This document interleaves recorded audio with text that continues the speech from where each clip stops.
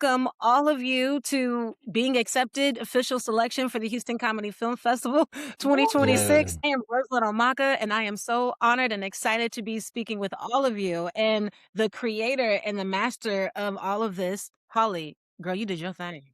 Oh, Rosalind, thank you so much. Thank you so much. We're really, really excited to be a part of this festival. Really, really excited to bring joy because that's exactly what we need right now, right? With Yeah. everything that's going on around the world and in this nation. It's really a cool time to make people laugh at something really simple. And in your own words, writer, director, executive producer, can you please tell everyone what Tying Knots is all about? Sure. You know, tying knots really was inspired by me getting married later on in life, right? And so tying the knot is this beautiful thing. It's this coming together, it's this joining, but it also can get a little tight. And so Mm. there are times where you have to make concessions and you have to be kind and you have to be considerate in ways that you never even thought of. And so tying knots is really about being able to see one another and to accept one another. There is the fantasy phase, right? There's the fantasy phase of dating where I show up as a fantasy every time and the guy is this, he's this Adonis. And then once you decide to take the leap and really, really be together, you have to say, hey, I need to be myself and I need someone to love me unconditionally. And so we start to see that very, very quickly in tying knots with the characters Sheila and Eric. Y'all did a great job. Sheila and Eric, the characters that y'all play, what made you want to invest and choose these two stars? So fun fact, and I'll make it really quick, but when my first film, If They Took Us Back, went into film festivals, the first festival that we got into was the XL Film Fest in Chicago. Uh-huh. And I go there and, and I meet this beautiful girl comes up to me after the show and she's like, oh, I really love your film. And I'm just like so excited that someone wants to talk to me about the film. And she says, well, I'd love to work with you or we should connect and blah, blah, blah. And we kind of have this conversation. And she says, well, follow me on social. And I'm so oblivious and probably kind of nervous that I follow her and I say, great. And I plan to call her. And then I go into this panel later on that day. And who do they call up on the stage but Crystal Lester? And so Wow. I look and then I go back to, and I look at all of her followers and all these things. And I'm like, man, what I appreciated was her being really, really kind. I'm at the beginning of my career and she is not. And so I just appreciated that she came over and was kind and was like, hey, I'm Uh-huh. not even going to lead with, I have, this 100,000, followers and I have this on TikTok. She just came to me and had a genuine conversation. And so from that panel, I learned that she has comedic timing and that she's also an actress and all of these things that I learned about her. And so she sent me over a reel and I thought, oh my God, maybe I do have something for her. Because at first I think I said, Crystal, I don't really have anything right now that I'm working on. And then I realized that I had this really short script called Tying Knots sitting in the Mhm. back of a drawer because I had sent it Uh-huh. in to get it, didn't make the fellowship and was kind of disappointed and like, oh, that didn't work out. Stuffed it in the drawer. But when I met her, it was like, Uh-huh. wait a minute. I do have something. And who says that because it's not accepted in one space that I can't do something with it? It's my work. And Right. so Exactly. I sent it to her and said, well, if how do you feel about this? And so I can let her pick it up from there. Yeah. Yeah, I read it, loved it, felt so relatable. At that time when we met, I was divorced and I was on this journey of really rediscovering myself, but also understanding what I missed out on the first time. I've been single for 3 years and been dating for 3 years and just trying to figure it all out. And I think that especially growing up in church, we lose sight of the nuances of trying to get to know another person. We date for marriage instead of dating for discovery so that Mhm, we could get to marriage that lasts. And mhm, so I really appreciated just how she opened this conversation. And it's again one of those steps that we kind of miss, right?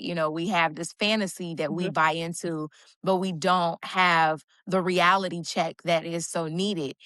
But she does it in such a comedic and relatable and kind way. Eric and Sheila are frustrated with one another. Is Sheila a little petty? Yes, but they are kind nonetheless, and they have this conversation. And so I was on board right from the start. And then, Holly started looking for my Eric. And I Yes. think she just made such a wonderful choice with Brandon. I was told that he walked in and he was Eric He from the was Eric. beginning. Yeah. It was like, you meet Crystal, and then it was like, well, this couple needs to be believable. They have to be lovable. Yes. One of the hardest things to do is to find a way to have a couple that is arguing, but you can also still see the love. And people tend to Yes. lean really heavily on the drama aspect. And so it was really difficult finding a man who would say some of the things that he says to Sheila and not come across as being mean. And, we Mhm. needed someone who was more aloof. Like, these are honest mistakes, but it doesn't come across as mean. And so Yes. Brandon walks in, like, after we'd already auditioned several people. And I was just like, Jesus, I think we're just going to have to cast someone and then try to maybe coach toward them being softer so that it can be funny. Like, mean Mhm. is not funny, and so Yeah. he comes into the room with props, and he lit like he became the character, and we were literally, I mean, it had to be intimidating for other people waiting to be seen because we just laughed the entire time that he came in, and he was just really, really warm and bright. He literally didn't you have like a robe on? He had like a robe in the I bedroom, was like, like Yeah. "Who props? Who props?" the dry erase I had board. a He had whiteboard. it. He already, Yeah, from my classroom. yeah. Actually, we use dry erase board. So I got that from my classroom, dry erase board and dry erase marker. I had a robe because the one scene he's Mhm, watching TV while mhm, Sheila's getting ready for them to go out, mhm, and so I had a robe. mhm. And I believe, yeah, it was several things, but that's just one of the Yeah, things that I was taught. Live in the space. We're called actors, but yeah. really we're here to live and make it for real. So if we're watching, I had a remote control Mhm. because he's watching TV. So why not? If he's Yeah. watching TV, why not have a remote control like you're changing the channel? Mhm. Why not have a robe on if you're sitting in bed? Why not have? If we're drawing something on the Yeah. board. Why not just have a board and draw something on it? And Mhm. make it believable. So it was fun Mhm. for sure. Mhm. And you know I what love was that. was You dropped great a lot of about gems. that? Oh, I'm sorry. I was gonna say what's great about that was I don't think that he knew, or maybe you did, um, how much of a gift it is for a director, for a writer specifically, to see their work in living color the first time.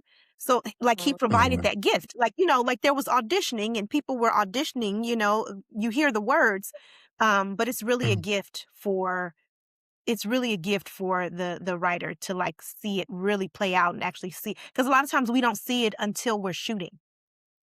So Yeah, with that makes sense. and so for him to immerse himself in that way, that was really great. Y'all's chemistry was amazing. I loved it on set. The love, low key, y'all really could play like a couple like in real life. I say y'all pulled it off very, very well. Mhm, mhm. And I wanted to ask you, everything just did you have any hiccups along the way in the production and what did you do to overcome it? I'm gonna let y'all speak to that. Oh, Do we have I'm Um, hiccups? listening. I can't think of any real hiccups.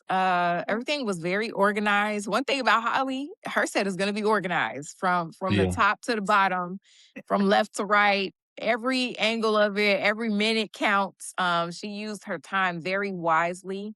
And it helps that Brandon and I are professionals. So we showed up, we knew the script Mhm, inside and out. It really helped that we had rehearsal, in-person rehearsal. mhm, She flew me in and Brandon came through and we rehearsed all the blocking and stuff a mhm, few weeks before we actually filmed. mhm, And so we didn't have a whole lot of guesswork to do mhm, because she mapped everything out so that I will say that that was probably the first time I've experienced that from an acting perspective.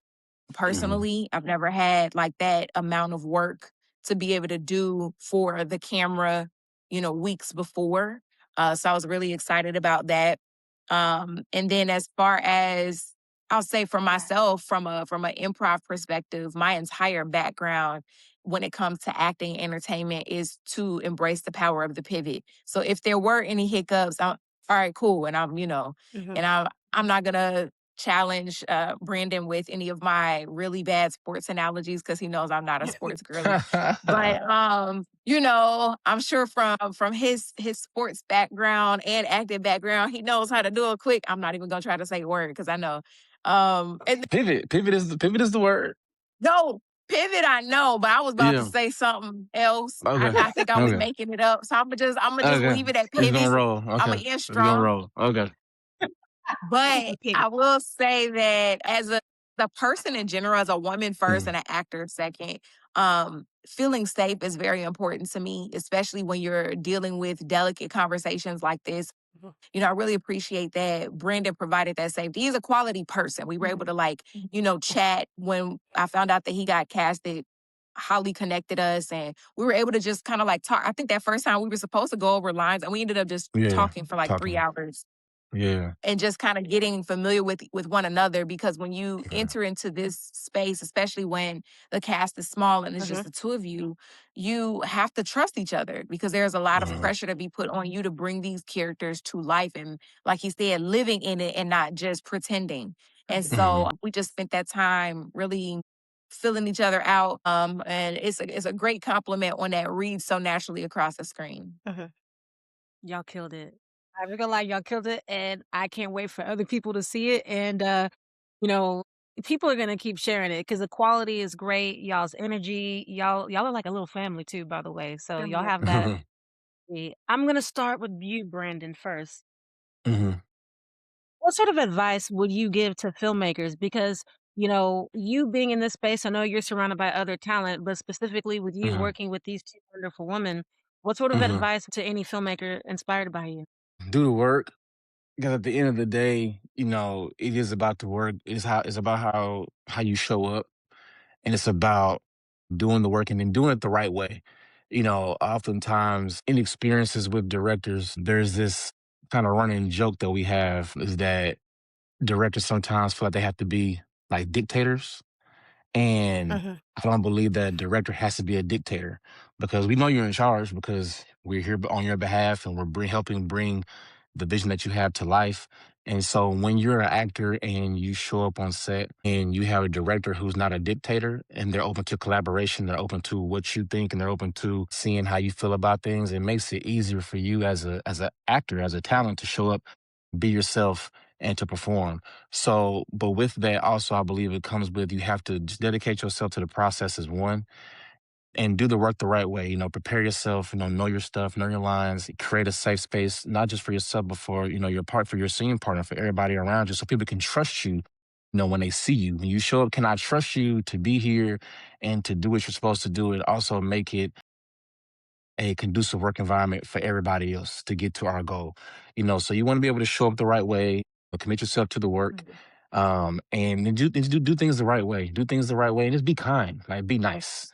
Be There's nothing. kind. Yes, we're serious and we're laser focused, and we all have whatever our focus is that gets us where we need to be, so we can perform at the high clip that we need to. But at the same time, you can still be kind, you can still be polite, you can still be courteous. If there is a Mhm, something that needs to be resolved, we can have a conversation. It can be amiable, and then we can find a solution and move forward together. So I think those things, if I had to give anybody any insight, that would be it, is to be cognizant of how you show up the right way, dedicate yourself to the process, do the work, do things the right way, and be kind. Lead with kindness, lead with love, lead with respect, and you'll get those same things in return back to you. People will want to show up for you on the same behalf and want to receive you well, want you to be around. They'll think of you when they have something, how they write something. You know what? I'm gonna call Crystal. I'm gonna call Brandon because the last time I worked with them, they showed up this way and it worked. And mhm. so that would be the insight that I would give. I would give to someone. I love it. Absolutely amazing, on point. And Mm, Crystal, I'm gonna ask you the same exact question because I know that you have so many young women and young at heart, all sorts of people that look up to you. What sort of advice would you give to anybody that's inspired by you? I can also echo the sentiment of being kind. I think that, a lot of times people will see what I've built thus far, what God has allowed me to build. And there's a certain perception that comes with influence. I'm not my influence. I'm not my following. I'm a human and I aim to be a good human wherever I go, whether I'm in the forefront, whether I'm in the background. it's about being a good human. And I'm privileged to be able to play.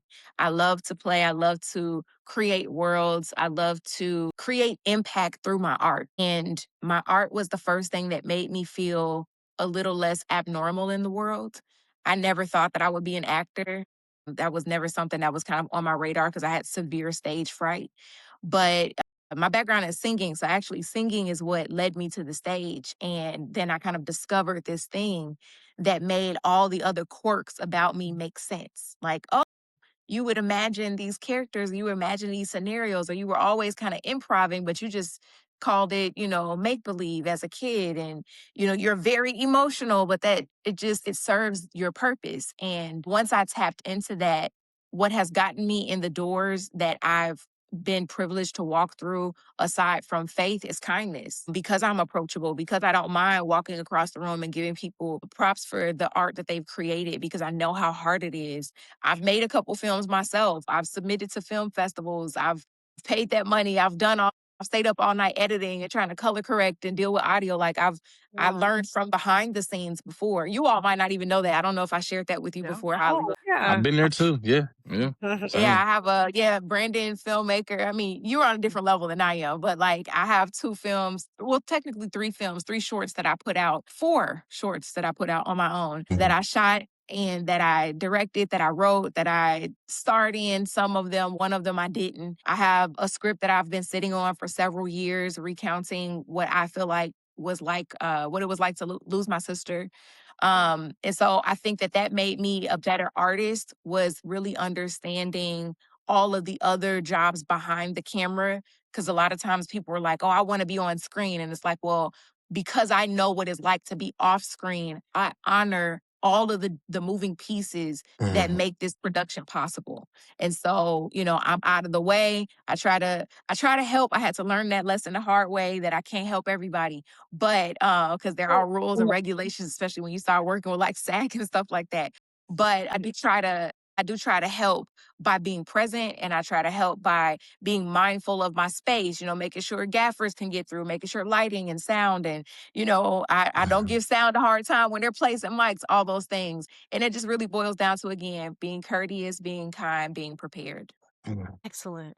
Boss lady, what advice would you say to someone that says, I want to make a movie? I would say trust yourself. First of all, trust yourself as a consumer.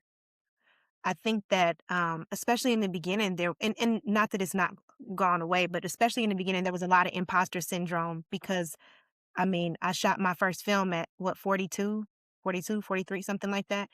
And I didn't have like traditional television experience. And, I had been doing theater and I'm a writer and I'd written a book and I'd done these things, but like, it was kind of like, am I good enough to do this? Do I know what I want? And I realized that as a film enthusiast, as a consumer, there was something that you can't take away from me, and that is the ability to know what I like. I like a certain quality. And so for me, even if I don't Mhm. have the words for something, I find talented people who I respect and who respect me, and we find a way to get there. And so if I'm explaining something, through color, if I'm explaining something using all of the adjectives and words that I have, and they say, Wow. "Oh, that's a rack focus. What you're asking me for is X, Y, Z." You know what I'm saying? And so, oh, okay. So you want a higher saturation, okay? And so we'll get there, but I have to trust that I am the expert of my own experience, right? Yeah. And so that's the first step is just trusting yourself that even if you don't have the words, you do have the experience. You do know what you want. And then I would say respect your audience. Don't give them anything that you don't want to see. Find a way to get there and be uncompromising about it. So everything from I wanna make sure that when I don't just hire makeup to come in.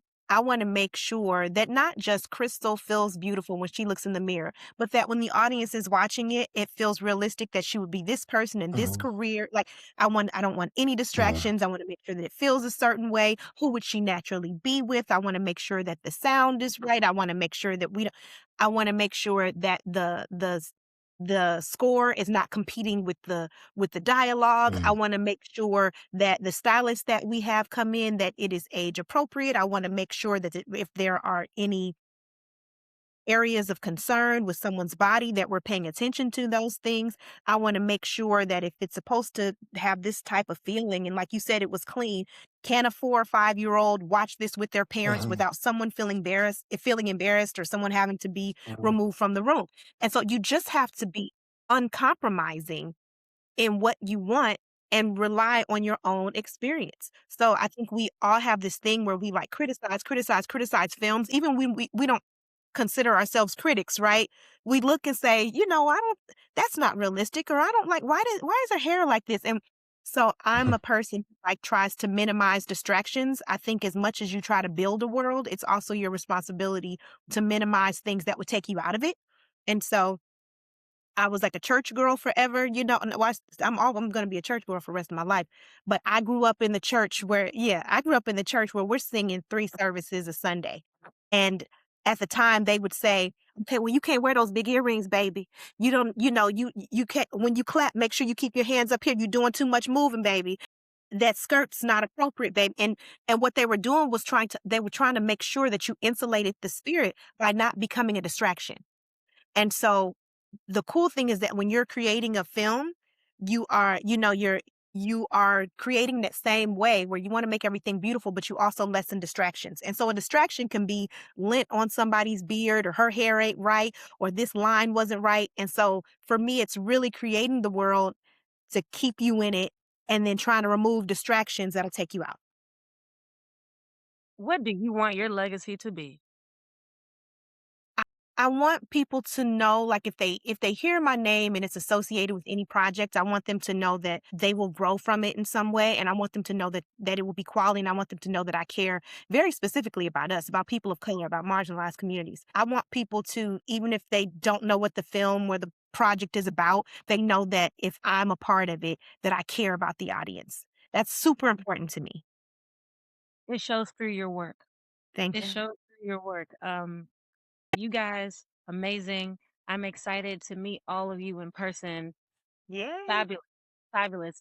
Congratulations on being accepted to Houston Comedy Film Festival. Ba, ba, ba, ba. Thank you.